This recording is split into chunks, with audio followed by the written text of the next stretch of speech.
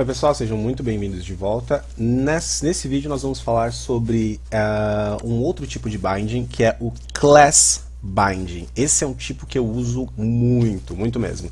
Então ele tem algumas explicações aqui para você na documentação, se você quiser, lembrando, Docs, Fundamentals, Components e Templates, Template Syntax, veio do lado direito, Class Binding. Então isso aqui é uma coisa que eu uso muito mesmo.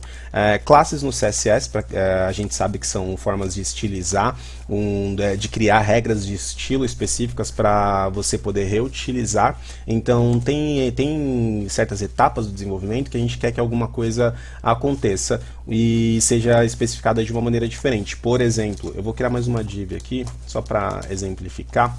Então eu quero dizer o seguinte: eu tenho lá em algum lugar uma variável no meu código que diz valor igual a 10, certo? Então eu tenho essa variável no meu código e eu tenho essa div aqui que eu vou exibir aquele valor. Só que eu quero um detalhe, eu quero que se o valor for negativo, que o texto fique vermelho. Se o valor for positivo, que o texto fique normal, preto. Então, para isso, o que a gente faz? A gente cria uma classe aqui, eu vou colocar aqui a interpolação para escrever o meu valor, certo?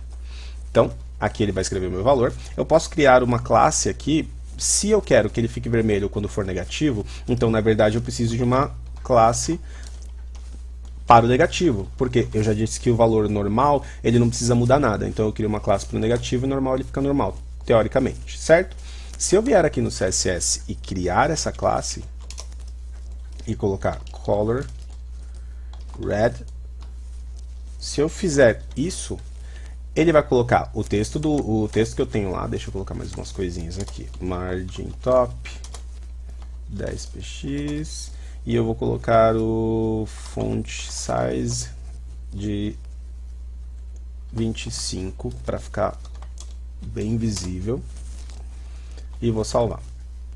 Então, 10 está ali, ele está vermelho. Só que ele está vermelho mesmo estando positivo. E se eu remover a classe, ele vai ficar preto, mesmo se estivesse negativo, e ele acabou perdendo algumas configurações que eu coloquei só no red, só na classe negativa, mas tudo bem, não tem problema, depois a gente ajusta isso.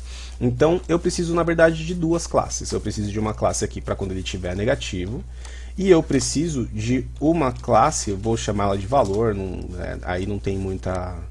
A gente pode colocar do jeito que a gente quiser, vocês podem criar o nome que vocês quiserem, mas eu vou criar mais uma classe chamada valor, só para dar as configurações padrão desse valor, certo? Então salvei aqui, agora ele está sempre o tamanho que eu pedi, só a cor que não ficou vermelha.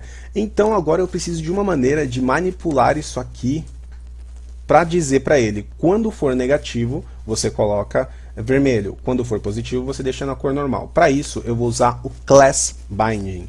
A sintaxe do Class Binding, ela é bem parecida com a sintaxe do Attribute Binding. É exatamente a mesma coisa. Então você vai colocar, abre colchete, fecha colchete. A diferença é que você vai usar a palavrinha class, vai apertar o ponto, depois do ponto você vai colocar a classe que você quer que seja inserida. Então eu quero class negative, que seja inserido aqui, só que eu tenho uma condição para isso acontecer. Qual é a condição? Que o valor seja menor que 0. Certo? Então eu consigo colocar a palavrinha class, consigo colocar a classe que eu quero, e aqui dentro, no lugar de colocar o conteúdo ou o nome da classe, vai a condição. Então sempre que essa condição for satisfeita, ele vai incluir essa classe. Se ela não for satisfeita, ele não vai incluir essa classe. A gente pode testar agora. Eu salvei, não incluiu nada, continua pretinho, bonitinho, normal. Se eu for lá agora no meu componente e mudar para menos 10, olha o que acontece. Ficou negativo, ficou vermelho, bonitinho, e é assim que a gente usa o Data Binding por classe, certo? Então esse vídeo fica por aqui, até a próxima. Não esquece de se inscrever no canal e ativar as notificações. Até mais!